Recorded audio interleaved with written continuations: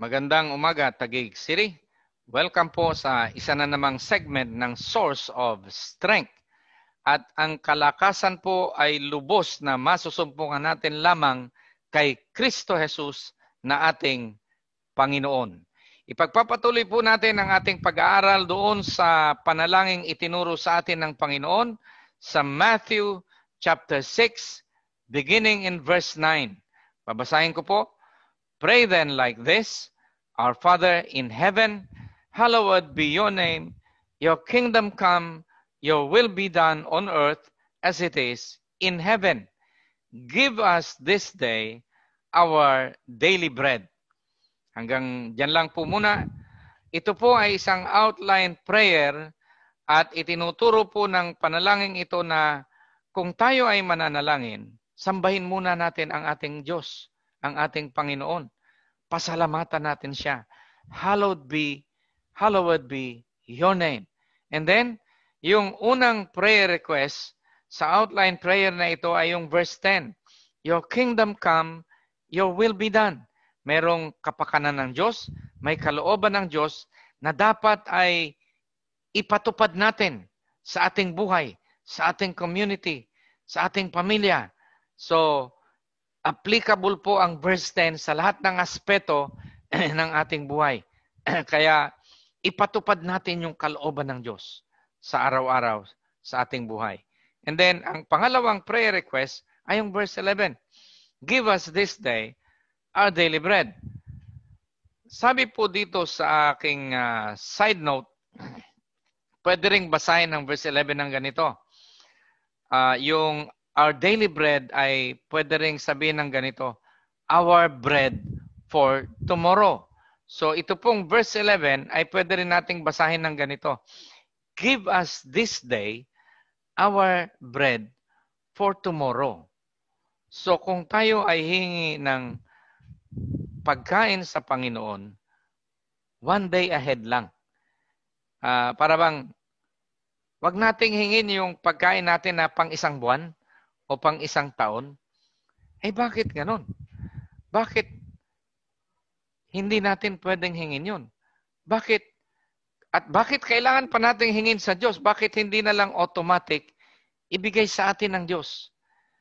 Well, lihitimo po yung tanong na yan at yan po ay mayroong malalim na sagot. Pero suffice it to say for now, ito po ang aking sagot. Kasi ang Diyos ay gusto niyang makipagniig sa atin sa araw-araw.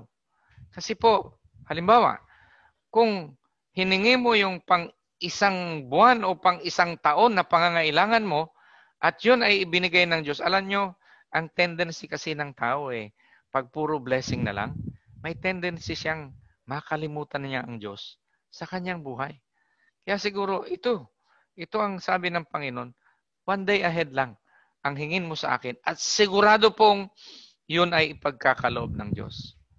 May napanood po ako sa balita isang araw na umiiyak yung tao dahil siya po ay isang jeepney driver at hindi makapasada at wala na silang makain.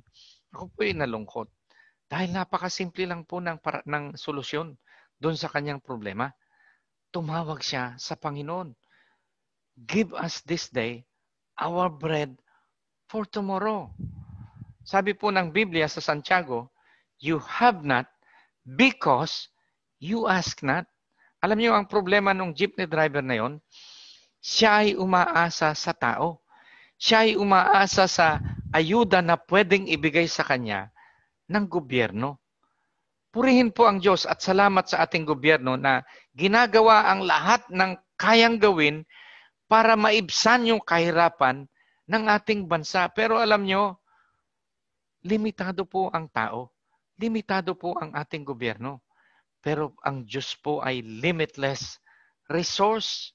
Kaya unahin nating tumawag sa Panginoon. Meron po akong isang personal na karanasan. Nung ako po ay bagong graduate lang sa kolehiyo, ako po ay nakapagtrabaho kaagad sa isang pabrika sa Santa Rosa, Laguna. No? Hindi ko pa ganun kalalim na kilala ang Diyos, ang Panginoon. Ako po ay isang shifting supervisor sa PhilSyn. at that time. At panggabi po ako noon. Yung misis ko ay nagtatrabaho naman dito sa Sukat, sa Pfizer, isang pabrika ng gamot at pang-araw lamang po siya. Na tumutuloy po kami ng misis ko sa bahay ng aking biyanan at nasa bahay po ako ng aking biyanan, natutulog nung tumawag siya bandang tanghali at sinabi niya sa akin na sunduin ko daw siya sa crossing ng EDSA at Shaw dahil ihahatid siya ng kanilang service bus at may dala siyang 2 malaking plastic drum na nahingi niya sa kanyang pinagtatrabahuang pabrika. At ako po ay umuo kaya bandang 4:00 kasi 5:00 ang ay nandoon na siya sa EDSA Central. May EDSA Central na po noon ang crossing. Pero wala pa yung wala pang MRT, wala pa yung tunnel na daanan ng mga sasakyan. Yung isang kanto po ng EDSA ay isang gasoline station.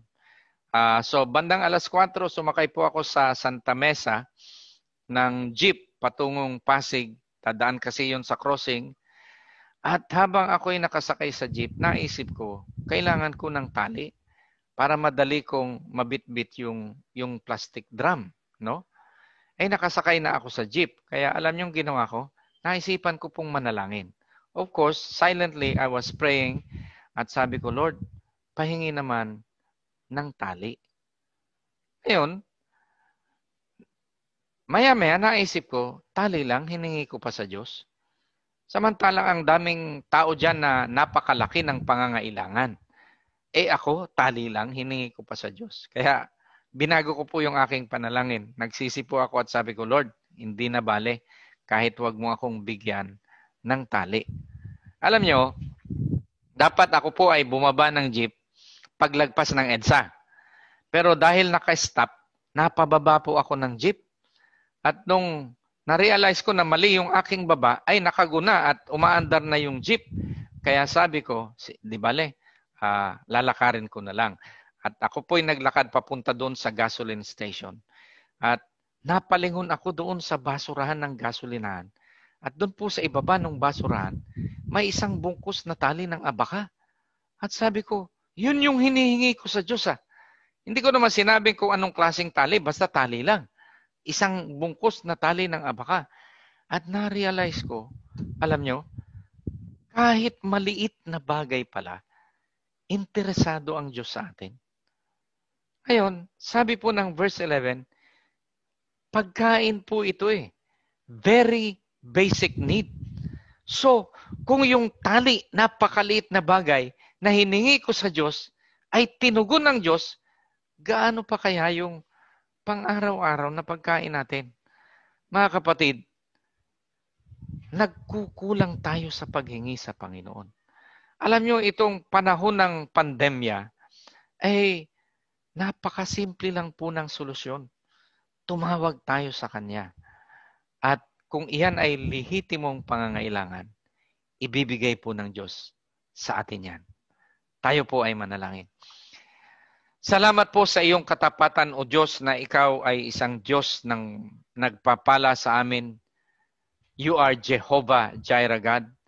At sa lahat po ng nakarinig ng mensaheng ito, hayaan mong ito'y magbigay ng pag-asa at encouragement sa kanila na mayroong Diyos na kumakalinga at nagmamahal sa amin.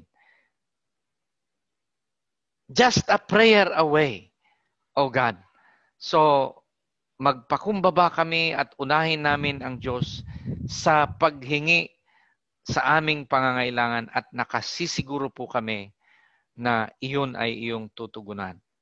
Salamat po, Panginoon. At patuloy na pagpapala at biyaya, saganang biyaya ang patuloy na ibuhos mo sa aming pamahalaang lungsod, sa aming lungsod ng Taguig, sa aming mga leader, sa panguna ng aming Mayor Lino Cayetano, 10 ng kanyang mga kasama sa